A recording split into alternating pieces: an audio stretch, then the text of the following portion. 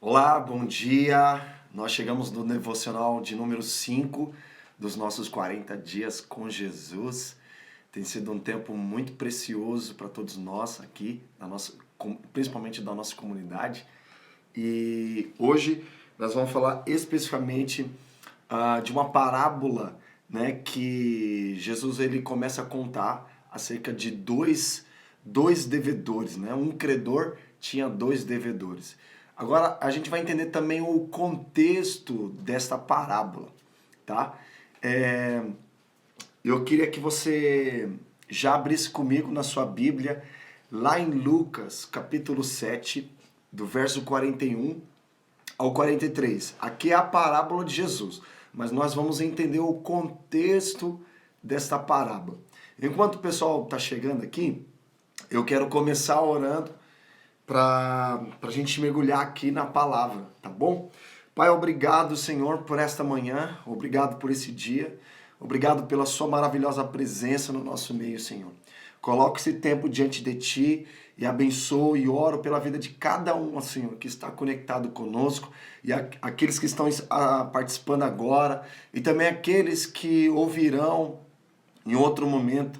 Eu peço que essa palavra, Senhor, venha edificar a nossa vida, encorajar, consolar, nos fortalecer, nos animar para tudo aquilo que o Senhor quer fazer em nós e através de nós. Jesus, eu oro para que o Senhor fortaleça o dia de cada um, que o Senhor enche de ânimo a nossa vida, que o Senhor renove as nossas forças, que o Senhor renove, Senhor, os nossos pensamentos, as nossas emoções, para que nós possamos fazer a sua vontade, Senhor. Eu oro, Deus, para que nós venhamos a nos submeter à sua palavra. A palavra será exposta, mas também nós queremos dar resposta a essa tua palavra. Nós queremos viver a sua palavra. Nós queremos experimentar a sua palavra, Senhor, todos os dias da nossa vida. Então eu oro, Jesus, para que o Senhor abençoe a vida de cada um neste momento. Em nome de Jesus. Amém. Amém. Vamos lá, gente. Bom dia a todos vocês. Bom dia. É isso aí. Bom dia Silvana, Dani, Lu, Vanusa, Débora, querida, Rafael. Rafael tá em todos, né? Direto de Maringá aqui, acompanhando o nosso devocional. Bom, gente, só reforçar um pouco o propósito desse devocional, desse período de oração e de jejum, de leitura bíblica, de meditação. A gente sempre propõe isso para a comunidade, justamente para que a gente possa desenvolver o nosso espírito, para sermos amadurecidos na jornada. Afinal, a leitura bíblica e as demais práticas espirituais nos fortalecem, nos edificam, nos encorajam, nos mantêm sempre firmes diante da presença do Senhor. E esse período é muito poderoso, a gente sempre faz, não como uma tradição, mas como uma responsabilidade em relação à Páscoa, em relação, na verdade, ao nosso compromisso, à nossa responsabilidade com o Senhor, responsabilidade em edificar os cristãos, para que a gente consiga e continue a pregar o Evangelho aos perdidos. Amém? Então vamos à palavra. Só mais uma coisa. Você que ainda não fez a sua inscrição para o Retiro de Páscoa, faça a sua inscrição, porque as vagas são limitadas, tá? Limitadas. Não se esqueça, se você não fez ainda, faça. Não deixe para depois aquilo que você pode fazer agora, tá bom? Então vamos lá na palavra. Vamos ler a parábola que Jesus conta em Lucas, capítulo 7, do verso 41 ao 43, e vamos entender o contexto em relação a essa parábola aqui. Vamos lá. Diz assim: Jesus continuou: certo credor tinha dois devedores, um lhe devia 500 denários e o outro devia 50 denários. E como eles não tinham com o que pagar, o credor perdoou a dívida de ambos. Qual deles, portanto, o amará mais? Olha que interessante, ele não pergunta o perdoará mais, mas o amará mais. Simão respondeu: penso que aquele a quem mais perdoou. Jesus disse: você julgou bem. Bom, você já ficou devendo algo para alguma pessoa? Já emprestou algum dinheiro para alguém que não pagou? Eu diversas vezes emprestei E também já pedi emprestado e não paguei. Lógico, na minha época de ignorância, né? Ou seja, tem pessoas que fazem dívidas hoje sabendo que não vão pagar. E até mesmo usam o nome de outras pessoas, CPF de outras pessoas, e sujam o nome dessas pessoas, porque elas não pagam, elas não têm responsabilidade, elas não têm compromisso, né? E o brasileiro, ele tem uma cultura de se endividar para em seguida ver como vai pagar, né? E Jesus, ele deu um exemplo aqui do dinheiro, ele está falando de dinheiro, 500 denários, né? Aqui é dinheiro, né? Jesus está usando o exemplo aqui do dinheiro para ensinar sobre amor e perdão. Uma coisa interessante é que a parábola, quando Jesus ele propõe uma parábola, ele usa uma experiência, algum acontecimento cotidiano e para ensinar, ele usa esses elementos cotidianos para extrair e ensinar princípios sobre o reino de Deus, né? Existem 3 dimensões da parábola. Primeiro fala do reino inaugural no ministério de Jesus, né? Fala da influência do reino de Deus. E terceiro fala sobre a volta de Jesus, né? E ele vai usando essas parábolas justamente para extrair esses princípios. Aqui também não foi diferente. E a maioria das parábolas de Jesus, por incrível que pareça, ela traz o entendimento de mordomia cristã, nossa relação com as riquezas terrenas, para sermos colocados sobre os tesouros eternos. Então, Jesus ele usa o exemplo do dinheiro aqui para ensinar sobre perdão e amor. Quem muito perdoa é porque muito ama, né? E não é a falta de perdão que deixa a pessoa doente, mas é a falta de amor que deixa a pessoa doente. Porque o amor é a raiz para o perdão. Porque quando nós vemos o fruto do Espírito, nós vemos que Paulo começa falando do amor, que o fruto do Espírito é amor. Ele não diz que o fruto do Espírito é perdão. Por quê? O amor é a raiz de todos os sentimentos, é a raiz dos dons espirituais, é a raiz da nossa vida, até mesmo porque o amor é o próprio Deus. Jesus é amor, Deus é amor. Ele não tem amor, ele é o próprio amor encarnado. E esse amor é um verbo, ou seja, é uma ação, não é um sentimento, ele é uma ação, ele se move esse amor. Então Jesus, ele usa essa parábola para falar de um contexto. E que contexto é esse? Vamos lá no versículo 36 de Mateus capítulo 7. Já que você está com a sua Bíblia aberta, aqui diz assim: convidou um dos fariseus para que fosse jantar com ele. Jesus, entrando na casa do fariseu, tomou lugar à mesa. Eu vou ser bem expositivo, né? A pregação expositiva, ela fala verso a verso, ela traz uma revelação verso a verso. Primeiro, convidou um dos fariseus para que fosse jantar com ele. Aqui no caso era Simão, não era o Simão Pedro, era um Simão. E esse Simão era fariseu. Fariseu era a linha judaica mais religiosa, mais rígida que existia naquela época. E ele chamou Jesus para jantar. Que privilégio! Chamar alguém para comer na sua própria casa significa que a pessoa ela quer ter um relacionamento com você. Ela quer ter uma intimidade com você. E Jesus entrando na casa do fariseu, tomou lugar à mesa. Verso 37, aqui que está o ponto. E eis que uma mulher da cidade, pecadora, sabendo que ele estava à mesa na casa do fariseu, levou um vaso de alabastro com unguento. Uma pecadora. Interessante como Lucas coloca nessa mulher, coloca pecadora. E essa mulher estava com vaso de alabastro. E ela entra num ambiente sem ser convidada, né? Um ambiente predominantemente masculino e sem ser convidada. Versículo 38. E estando por detrás aos seus pés, chorando, regava-os com as suas lágrimas e os enxugava com seus próprios cabelos e beijava-lhe os pés e os ungia com unguento. Meu Deus, isso aqui, naquela época, eu acredito que até em muitos lugares hoje, é um escândalo. Ela entrou num ambiente totalmente, predominantemente masculino, sem ser convidada, e a Bíblia chama ela de pecadora. Ela entra com um vaso de alabastro com unguento entrando por detrás dos pés, né? Chorando, regava com suas lágrimas, enxugava com seus próprios cabelos e beijava os pés e ungia com unguento. Meu amigo, se você tivesse naquela época e visse essa cena, você ficaria escandalizado, porque sabiam que aquela mulher era pecadora. E ela começa a beijar os pés. Naquela época eles andavam pelas ruas empoeiradas, pisavam em tudo quanto era tipo de coisa.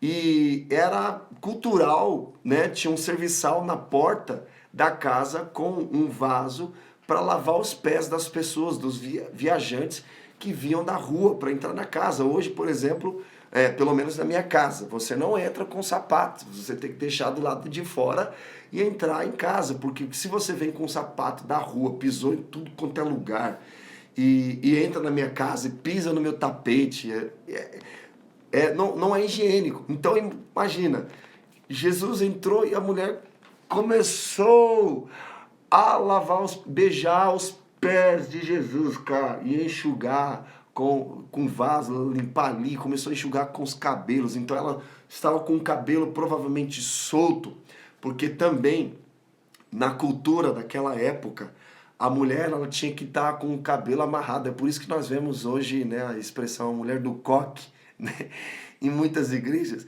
Porque se você tivesse o cabelo solto naquela época, você sinalizaria que você era uma prostituta. Ou seja, você estava disponível na praça para ter uma relação sexual com algum homem. Então, mas aquela mulher estava com o cabelo solto, meus amigos. Cabelo solto. Então imagina um ambiente predominantemente de farisaico. Ela entra sem se preocupar com a sua reputação, sem se preocupar com se ela fosse condenada, julgada ou até mesmo apedrejada. Mas quem estava na casa era Jesus. E quando Jesus está na casa, ela não poupou esforços em adorar ao Senhor, em entregar ao Senhor aquilo que ela tinha dentro dela. E ela começou a enxugar os pés e ungia com unguento. Olha só, 39. Ao ver isto, o fariseu que o convidara, Jesus no caso, disse consigo mesmo. Quando fala consigo mesmo, é que o cara não verbalizou, né? Ele não verbalizou diante dos convidados, mas a intenção dos seus pensamentos, Jesus captou. Olha só, e ele fala, né?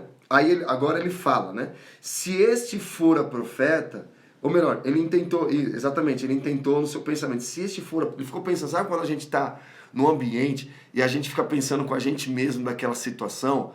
Não, mas se isso fosse aquilo, daria isso. Então, mais ou menos isso. Se este for a profeta, bem saberia quem e qual é a mulher que lhe tocou, porque é pecadora. Olha o estigma que aquela mulher carregava.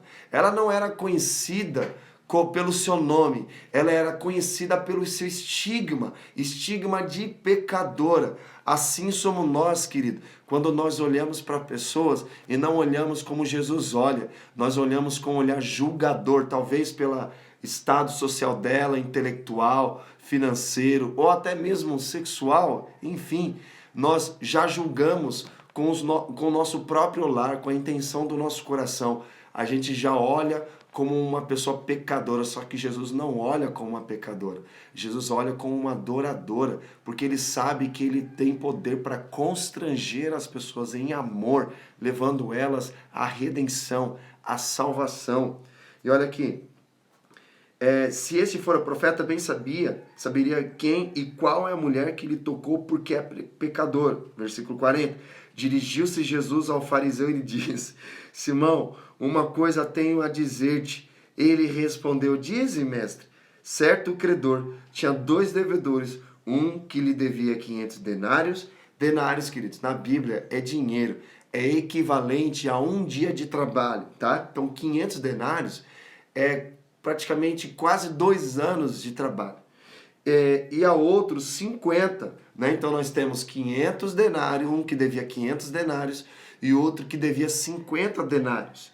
Não tendo nenhum dos dois com que pagar, perdoou-lhes a ambos. Qual deles, portanto, o amará mais? Respondeu-lhe Simão: suponho que aquele a quem mais perdoou. Replicou-lhe: julgaste bem. E voltando-se para a mulher, disse a Simão: vês esta mulher? Entrei em tua casa e não me deste água para os pés.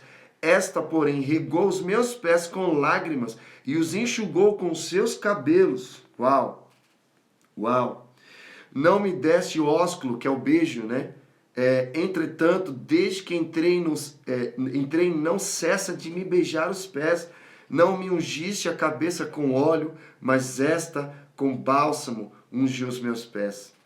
Por isso te digo, perdoado-lhe são os seus muitos pecados, porque ela muito amou.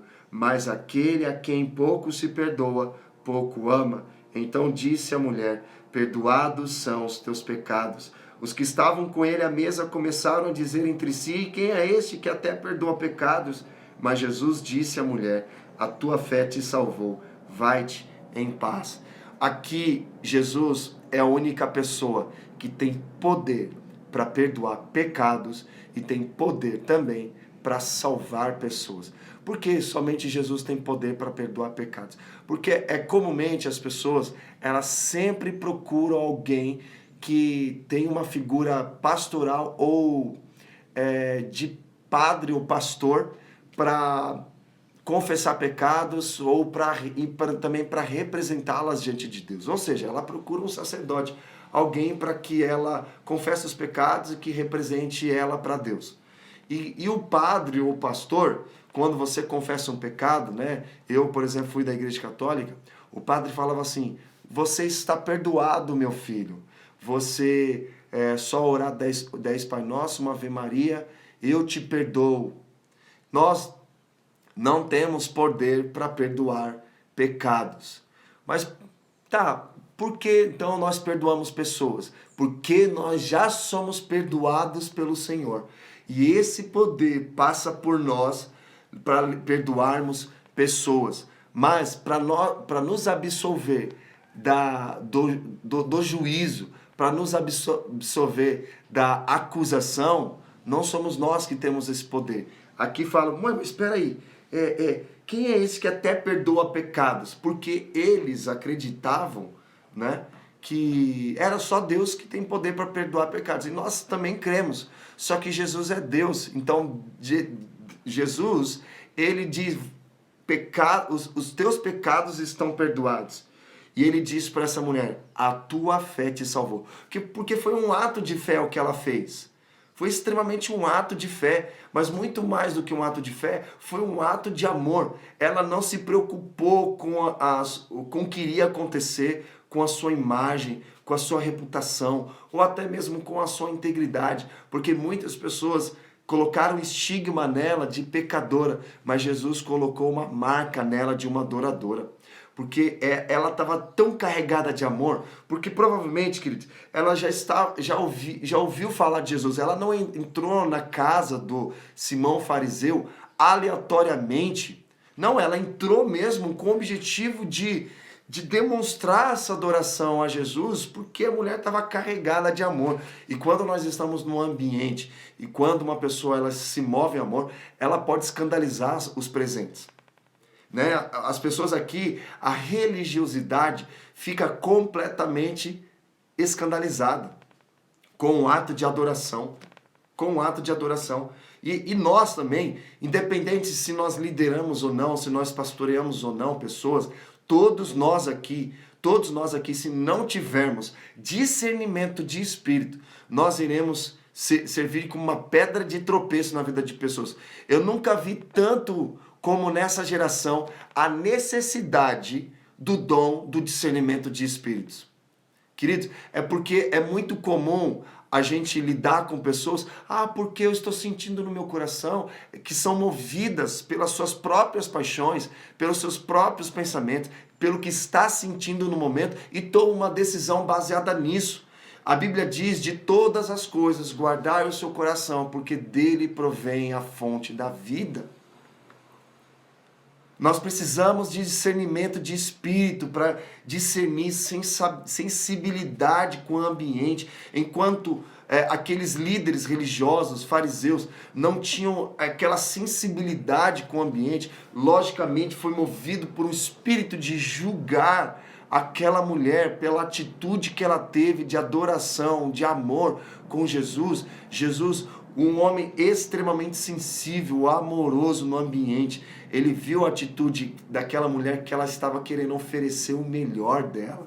E ela não poupou esforços, mesmo sabendo que ela poderia morrer por essa atitude. Mas ela morreria carregada de amor e também morreria carregada da presença de Deus. Jesus estava na casa.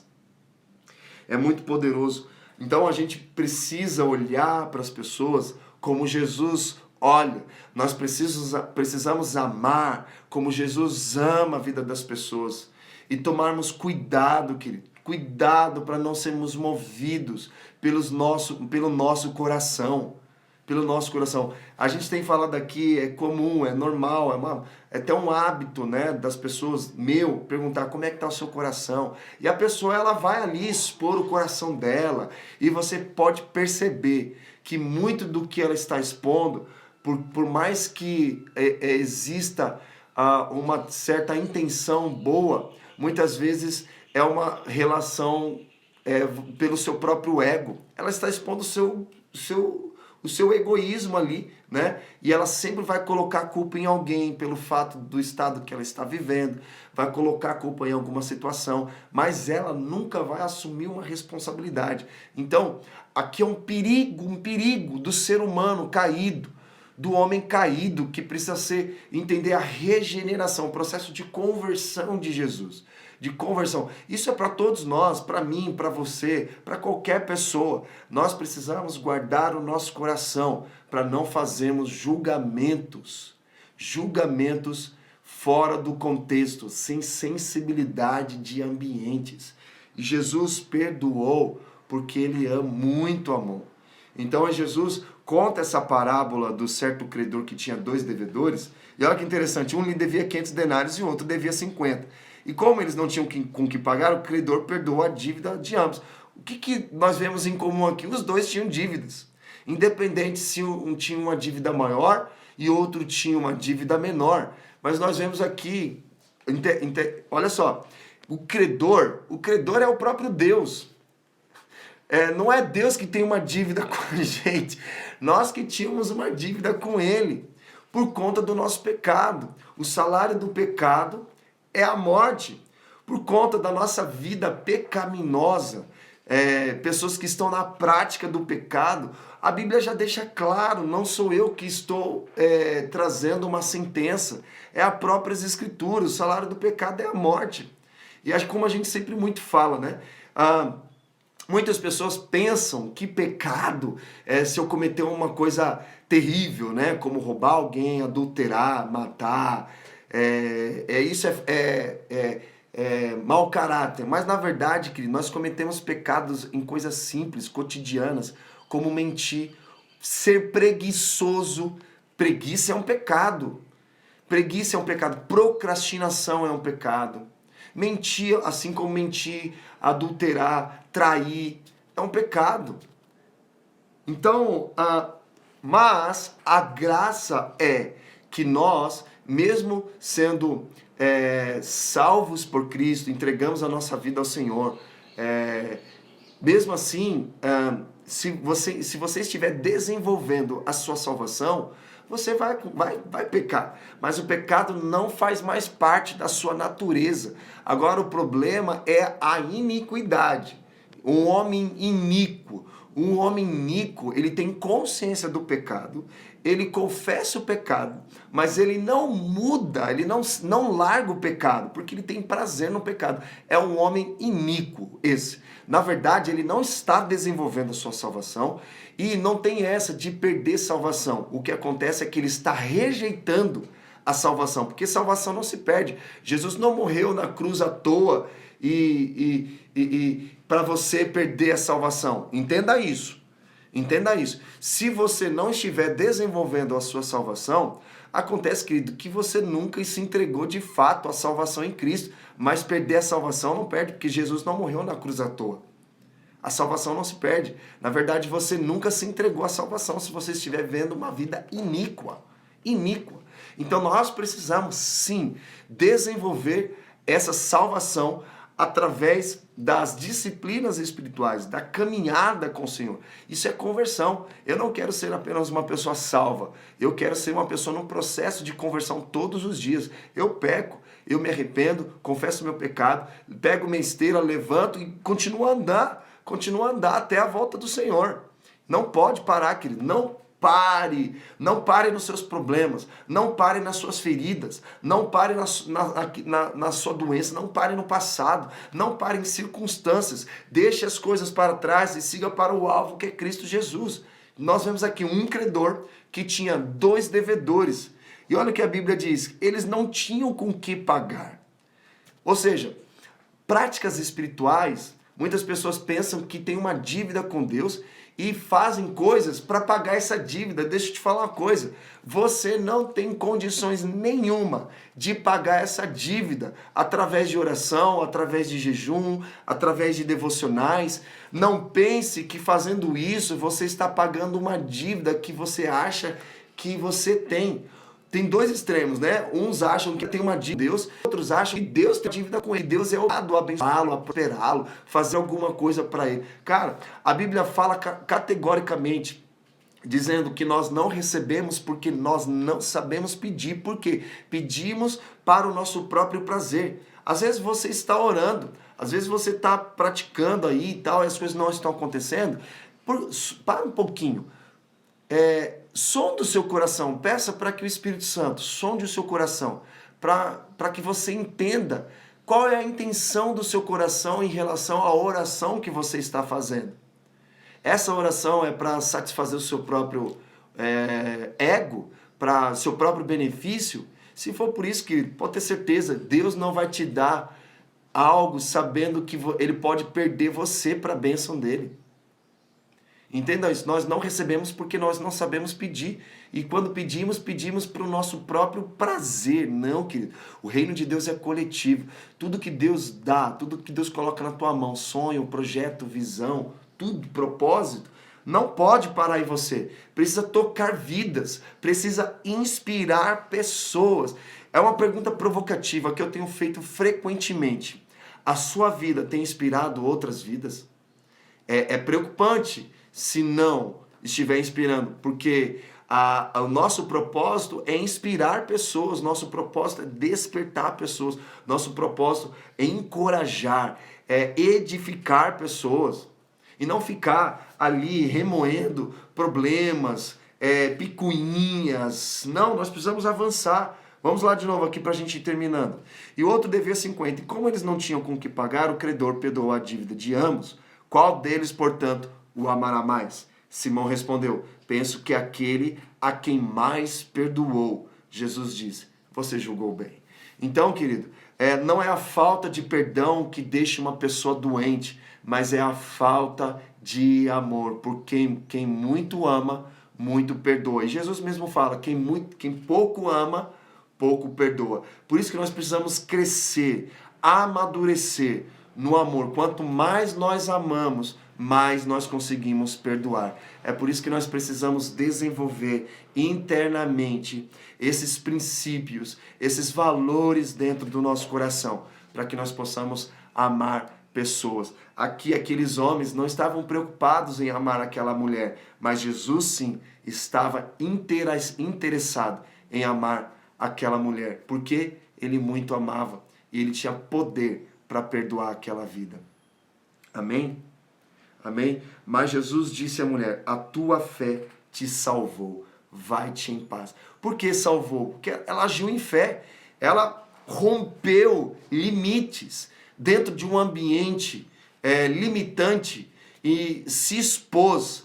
Ela foi uma mulher completamente vulnerável diante daquele ambiente. Ou seja, é uma atitude de fé. E Jesus fala, a tua fé te salvou. A palavra salvou no original, queridos, é sozo, que significa salvar, curar e libertar. Toda pessoa que é salva, imediatamente ela é curada e também liberta, porque o mesmo Deus quem te salva é o mesmo Deus quem te cura e que te liberta. Existe uma pequena diferença entre cura e libertação.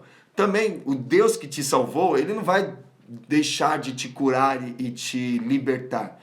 Cura e libertação. Por exemplo, uma pessoa que fuma cigarro, você fala para ela, para de fumar porque o cigarro faz mal. E ela parou de fumar. Ok, ela parou de fumar. Só que um pouco tempo depois, ela voltou a fumar, e não só a fumar, mas a beber. Ou seja, ela foi curada, mas ela não foi liberta. Então, o mesmo Deus que deseja curar, deseja também libertar pessoas. Porque a cura, ela está relacionada, não relacionada a doenças, a enfermidades, mas a libertação está relacionada ao aprisionamento de mentalidade. Mentalidade.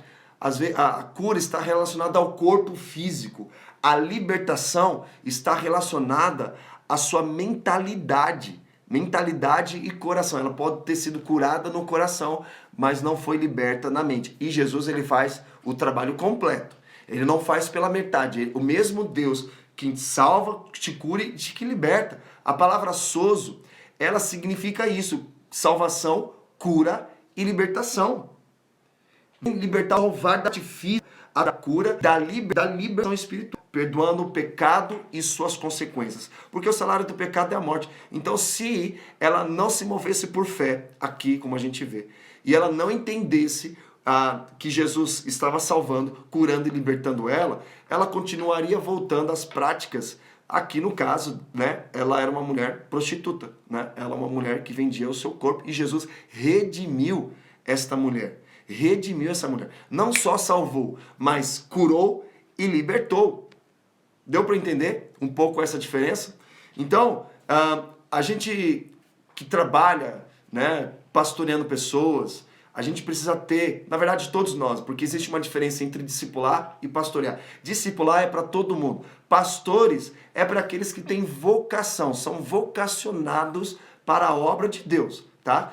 Nem todos são pastores, mas todos foram chamados para discipular. Porque pastoreio é vocação, ok? Nem todos têm a vocação para pastorear. Mas discipulado é todos os discípulos, tá? Não é apenas exclusivo do pastor, é para todos nós. Então, quando nós estamos ministrando pessoas, lógico que nós temos o objetivo de levar elas a se entregarem à salvação em Cristo, mas também a receberem a cura e também a libertação. Cura e libertação. Nós temos uma ferramenta na comunidade, por conta da pandemia a gente não deu continuidade de forma presencial, chamada Sozo, que o objetivo sim é levarem as pessoas a uma cura e libertação, porque Jesus, ele faz o trabalho completo, assim como ele fez com essa mulher e fez com diversas milhares de outras pessoas, assim como fez na minha vida. Jesus me salvou e também me libertou. Eu entendi o perdão de... Cara, você entendeu o perdão de Deus. Sabe por quê? E mais para frente nós vamos ver outras parábolas de que um homem não perdoou o seu devedor quando ele tinha recebido um perdão de uma dívida que ele não tinha condições nenhuma de pagar. E ele falou, não, eu vou pagar. E o rei lá falou, cara, você não tem condições de pagar. Ou seja, se nós não entendermos o que Jesus fez na cruz por nós, pagando um preço alto de uma dívida que eu, mesmo que se eu morresse, ressuscitasse, trabalhasse, eu não teria condições nenhuma de pagar. Por que eu não perdoei? Porque eu não entendi o tamanho da dívida que eu tinha e que Jesus pagou na cruz por mim. Então que você entenda hoje o tamanho da dívida que você tinha, que foi pago já lá na cruz. Não que Jesus vai te salvar, Jesus já te salvou. Qual é a minha parte? Me entregar essa mensagem da graça, mensagem da salvação. Aqui não sei o tamanho da sua dívida, não sei o tamanho, ou melhor, não sei o tamanho da dívida que você tem com pessoas. Entenda que você tem uma dívida tão grande, mas tão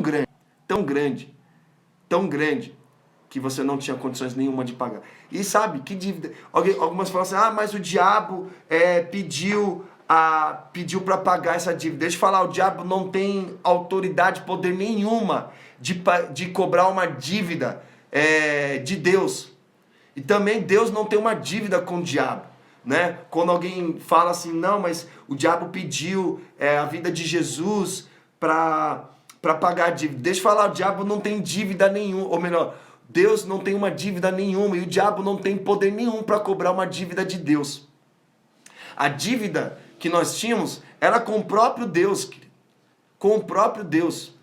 Com o próprio Deus. E Deus amou de tal que deu seu Filho unigênito para que neles morra a vida eterna. Nós tínhamos uma dívida mas essa dívida paga na cruz. Nós não temos dívida nenhuma com o diabo. O diabo não tem nenhum para cobrar uma dívida. Não tem poder nenhum para pedir a vida de Jesus. Ele não tem.